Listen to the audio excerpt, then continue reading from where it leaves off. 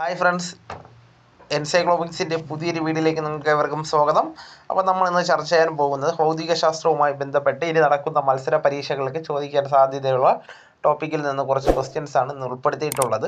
നമ്മുടെ വീഡിയോസ് ആദ്യമായി കാണുന്ന സുഹൃത്തുക്കളാണെങ്കിൽ ആദ്യമേ തന്നെ ചാനൽ സബ്സ്ക്രൈബ് ചെയ്യുക.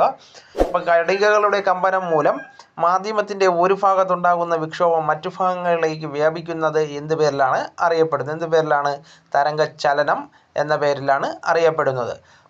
പ്രസരണത്തിന് മാധ്യമം ആവശ്യമായ തരംഗങ്ങളാണ് യാന്ത്രിക തരംഗങ്ങൾ. യാന്ത്രിക തരംഗങ്ങളെ രണ്ട് പ്രധാന വകഭേദങ്ങളുണ്ട്. ഒന്നാമത്തേതാണ് അനുപ്രസ്ഥ തരംഗവും രണ്ടാമത്തേത് അനുദൈർഘ്യ തരംഗവും. ഇതിൽ മാധ്യമത്തിലെ കണികകൾ തരംഗത്തിൻ്റെ പ്രക്ഷേപണ ദിശയ്ക്ക് ലംബമായി കമ്പനം ചെയ്യുന്നതാണ് ഇത് അനുപ്രസ്ഥ തരംഗം. അനുദൈർഘ്യമാണെങ്കിൽ സമാന്തരമായി കമ്പനം ചെയ്യുന്നവയാണ്. ജലോപരിതലത്തിലെ വിക്ഷോഭ ഫലമായി ഉണ്ടാകുന്ന തരംഗങ്ങൾ അനുപ്രസ്ഥ തരംഗങ്ങൾക്ക് ഉദാഹരണം ആണ്. അതുപോലെ തരംഗദൈർഘ്യത്തിൻ്റെ യൂണിറ്റ് ഏത് പേരിലാണ് അറിയപ്പെടുന്നത്? മീറ്റർ. അപ്പം തരംഗദൈർഘ്യത്തിൻ്റെ യൂണിറ്റ് എന്ത് പേരിലാണ് അറിയപ്പെടുന്നത്? മീറ്റർ. തുലനാവസ്ഥയിൽ നിന്ന് ഒരു കണികയ്ക്കുണ്ടാകുന്ന ഏറ്റവും കൂടിയ സ്ഥാനാന്തരത്തെയാണ് എന്തെന്ന് പറയുന്നത്? ആയതി എന്ന് പറയുന്നത്. അപ്പോൾ ആംപ്ലിറ്റ്യൂഡ് അല്ലെങ്കിൽ ആയതി. തുലനാവസ്ഥയിൽ നിന്ന് ഒരു കണികയ്ക്ക് ഉണ്ടാകുന്ന ഏറ്റവും കൂടിയ സ്ഥാനാന്തരമാണ് ആയതി എന്ന് പറയുന്നത്. മാധ്യമത്തിലെ കണിക ഒരു കമ്പനം പൂർത്തീകരിച്ച സമയം കൊണ്ട് തരംഗം സഞ്ചരിക്കുന്ന ദൂരമാണ് തരംഗ ദൈർഘ്യം എന്ന് പറയുന്നത്. അപ്പോൾ വേവ് ലെങ്ത് എന്ന് വെച്ചാൽ എന്താണ്?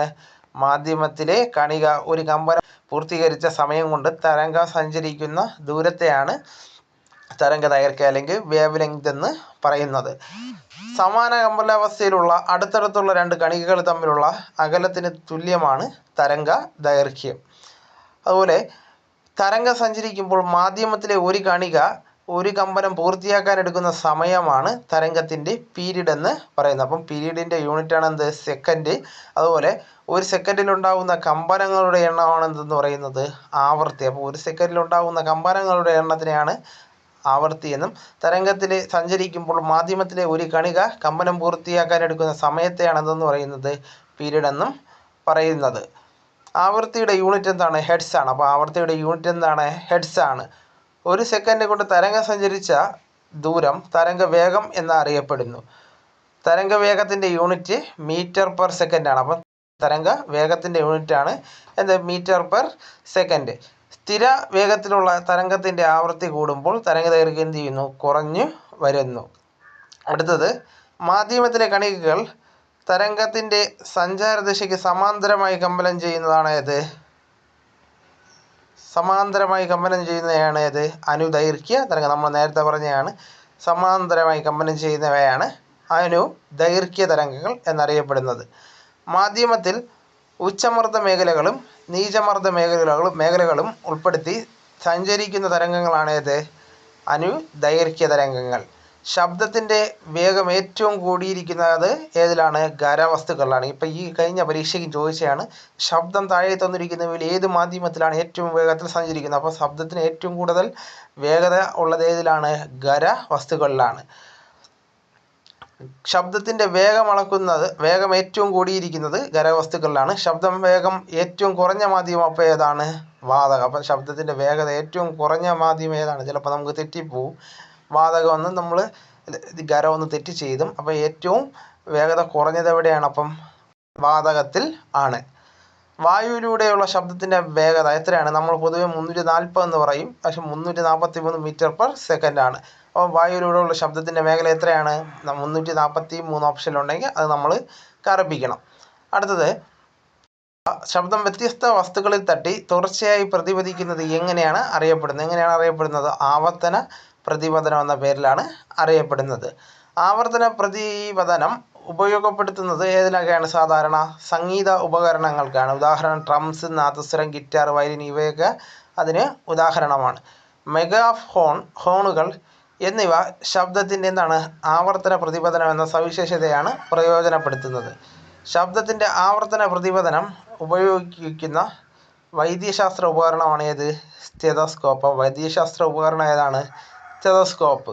ഹാളുകളുടെ സീലിങ്ങുകൾക്ക് വളച്ച് നിർമ്മിക്കുന്നതിന് ശബ്ദത്തിൻ്റെ ആവർത്തന പ്രതിപതനം എന്ന ഗുണം ഉപയുക്തമാണ്. അതുപോലെ സ്റ്റേജുകൾക്ക് പിന്നിൽ സ്ഥാപിച്ചിട്ടുള്ള വളഞ്ഞ സൗണ്ട് ബോർഡുകൾ ശബ്ദത്തെ ഹാളിൻ്റെ എല്ലാ ഭാഗങ്ങളിലേക്കും എന്ത് ചെയ്യുന്നു? വ്യാപിക്കുന്നതിന് ആവർത്തന പ്രതിപതനം എന്ന പ്രതിഭാസത്തിലൂടെയാണെന്ന് നമുക്ക് മനസ്സിലാക്കാം.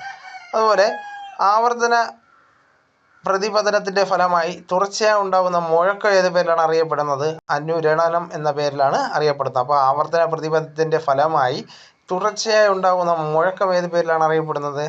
അനുരണനം എന്ന പേരിലാണ് അറിയപ്പെടുന്നത്. ഒരു ശബ്ദം ചെവിയിലുണ്ടാക്കുന്ന ശ്രവണാനുഭവം 10⁻1 സെക്കൻഡ് സമയത്തേക്ക് ചെവിയിൽ തങ്ങി നിൽക്കുന്നു. ചെവിയുടെ ഈ ശ്രവണസ്ഥിരത അല്ലെങ്കിൽ പെർസിസ്റ്റൻസ് ഓഫ് ഓഡിയബിലിറ്റി എന്നറിയപ്പെടുന്നു. അപ്പോൾ ഇങ്ങനെ സാധാരണ കാഴ്ചയിൽ നമ്മൾ പറയുന്നതാണ്. അതുപോലെ തന്നെ എന്താണ്, ശബ്ദത്തിലും ശ്രവണസ്ഥിരതയുണ്ട്. അപ്പോൾ 10⁻1 സെക്കൻഡ് സമയം ചെവിയിൽ എന്ത് ചെയ്യുന്നു, ഉണ്ടാകുന്ന ശബ്ദം എന്ത് ചെയ്യുന്നു, തങ്ങി നിൽക്കുന്നു. ആ ശബ്ദം ശ്രവിച്ചതിന് ശേഷം അതേ ശബ്ദം പ്രതിപദിച്ച് വീണ്ടും കേൾക്കുന്നതിന് എന്തെന്ന് പറയുന്നത്? പ്രതിധ്വനി എന്ന് പറയുന്നത്. അപ്പം പ്രതിധ്വനി എന്ന് വെച്ചാൽ എന്താണ്? അനുരണനത്തിനുണ്ടാകുന്ന വീണ്ടും തുടർച്ചയായി ഉണ്ടാകുന്ന വീണ്ടും കേൾക്കുന്ന പ്രതിധ്വനത്തെയാണ് എന്തെന്ന് പറയുന്നത്? എക്കോ എന്ന് പറയുന്നത്.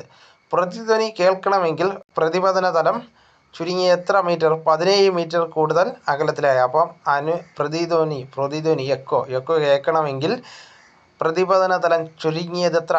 17 മീറ്ററിൽ കൂടുതൽ അകലത്തിൽ ആയിരിക്കണം. അതുപോലെ അടുത്ത ഒരു ക്വസ്റ്റ്യനാണ്, നമുക്ക് കേൾക്കാൻ കഴിയുന്ന തരംഗപരിധിക്ക് പുറത്തുള്ളതും എന്ന് വെച്ചാൽ എത്രയാണ്? 20,000 ഹെർട്സിന് മുകളിലുള്ളതും ആവൃത്തിയുള്ളതുമായ ശബ്ദം എങ്ങനെയാണ് അറിയപ്പെടുന്നത്? എന്താണ് നമുക്ക് കേൾക്കാൻ കൂടിയ 20,000 ഹെർട്സിലും കൂടുതലുള്ള ശബ്ദം എന്ത് പേരിലാണ് അറിയപ്പെടുന്നത്? അൾട്രാസോണിക് ശബ്ദം എന്ന പേരിലാണ് അറിയപ്പെടുന്നത്.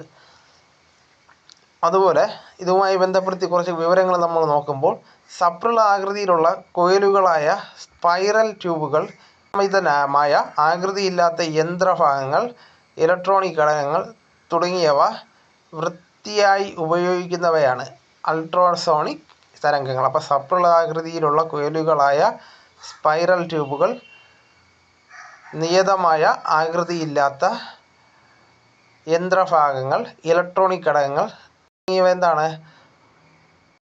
വൃത്തിയായി ഉപയോഗിക്കുന്നവയാണ് അൾട്രാസോണിക് തരംഗങ്ങൾ. അടുത്തത്, വലിയ ലോകഭാഗങ്ങൾക്കുള്ളിലെ പൊട്ടലുകളും വിള്ളലുകളും കണ്ടെത്താൻ ഉപയോഗിക്കുന്നവയാണ് ഏത്? അൾട്രാസോണിക് ശബ്ദങ്ങൾ. അപ്പം വലിയ ലോകങ്ങൾക്കുള്ളിലെ പൊട്ടലുകളും വിള്ളലുകളും ഒക്കെ കണ്ടുപിടിക്കാൻ നമുക്ക് അൾട്രാസോണിക് ശബ്ദം ഉപയോഗിക്കാം. അൾട്രാസോണിക് തരംഗങ്ങൾ ഉപയോഗിച്ച് ഹൃദയത്തിൻ്റെ ചിത്രമെടുക്കുന്നതിനെ എക്കോ കാർഡിയോഗ്രഫി എന്ന പേരിലാണ് അറിയപ്പെടുന്നത്. അപ്പോൾ ഇതുകൊണ്ട് ഉള്ള ഉപയോഗങ്ങളാണ് അൾട്രാസോണിക് ശബ്ദം കൊണ്ട് നമുക്ക് എന്ത് ചെയ്യാം? ഹൃദയത്തിൻ്റെ ചിത്രമെടുക്കുക. അപ്പോൾ ഇത് എന്ത് പേരിലാണ് അറിയപ്പെടുന്നത്? എക്കോ കാർഡിയോഗ്രഫി എന്ന പേരിലാണ് അറിയപ്പെടുന്നത്. അടുത്ത്, വൃക്ക, കരൾ, പിത്തസഞ്ചി, ഗർഭപാത്രം തുടങ്ങിയ ആന്തരിക അവയവങ്ങളുടെ ചിത്രമെടുക്കാനും അവയവത്തിലെ തകരാറുകൾ കണ്ടെത്താൻ ഉപയോഗിക്കുന്ന തരംഗങ്ങൾ ഏതാണ്? അൾട്രാസോണിക് ശബ്ദങ്ങൾ. നമ്മൾ പറഞ്ഞതാണ്, വൃക്ക, കരൾ, സഞ്ചി, ഗർഭപാത്രം തുടങ്ങിയ ആന്തരിക അവയവങ്ങളുടെ ചിത്രമെടുക്കാൻ ഉപയോഗിക്കുന്ന തരംഗങ്ങളാണ് ഏത്? അൾട്രാസോണിക് തരംഗങ്ങൾ. അതുപോലെ ഇതുമായി ബന്ധപ്പെട്ടതാണ്, ശരീരകലകളിലൂടെ സഞ്ചരിക്കുന്ന അൾട്രാസോണിക് തരംഗങ്ങൾ ശരീരകലകളിലെ സാന്ദ്രത വ്യതിയാനമുള്ള ഭാഗങ്ങളിൽ തട്ടി പ്രതിപദിക്കുന്നു. ഈ തരംഗങ്ങളെ വൈദ്യുത സിഗ്നലുകളാക്കി മാറ്റി അവയവത്തിൻ്റെ ചിത്രം രൂപപ്പെടുത്തുന്ന സാങ്കേതിക വിദ്യയാണ് എന്ത്? അൾട്രാസോണോഗ്രഫി എന്ന പേരിൽ അറിയപ്പെടുന്നത്. അതുപോലെ വൃക്കയിലെ ചെറിയ കല്ലുകൾ പൊടിച്ചു കളയാൻ ഉപയോഗിക്കുന്ന തരംഗങ്ങളാണ് ഏത്? അൾട്രാസോണിക്. അപ്പോൾ വൃക്കയിലെ ചെറിയ കല്ലുകളൊക്കെ പൊടിച്ചു കളയാൻ അൾട്രാസോണിക് തരംഗങ്ങൾ എന്ത് ചെയ്യാം? ഉപയോഗിക്കാം. അൾട്രാസോണിക് തരംഗങ്ങൾ ഉപയോഗിച്ച് ജലത്തിലെ വസ്തുക്കളിലേക്കുള്ള അകലം, അതുപോലെ അവയുടെ ദിശ, വേഗം എന്നിവ കണ്ടെത്താൻ ഉപയോഗിക്കാൻ സാധിക്കുന്നു. അതുപോലെ തന്നെ ഇവയെല്ലാം പൊതുവായി ഉപയോഗിക്കുന്ന ഒരു ഉപകരണമുണ്ട്. ജലത്തിനുള്ളിലെ വസ്തുക്കളുടെ അകലവും ദിശയൊക്കെ മനസ്സിലാക്കാൻ വേണ്ടി ഉപയോഗിക്കുന്ന ഉപകരണമാണ് ഏത്? സോണാർ എന്ന് അറിയപ്പെടുന്നു. ഇതൊക്കെ പലപ്പോഴും നമ്മൾ SCERT ഫാക്റ്റ് പ്രകാരം നമ്മൾ നോക്കേണ്ട കാര്യങ്ങളാണ്. ഈ ഭാഗത്ത് നിന്നൊക്കെ നമുക്ക് സ്ഥിരമായി സോണാറിൻ്റെ ഉപയോഗവുമായി ബന്ധപ്പെടുത്തി സ്ഥിരമായി ക്വസ്റ്റ്യൻസ് ചോദിച്ചു വരുന്ന മേഖലകളാണ്. അപ്പോൾ അത് നമ്മൾ വ്യക്തമായിട്ട് മനസ്സിലാക്കി വയ്ക്കണം.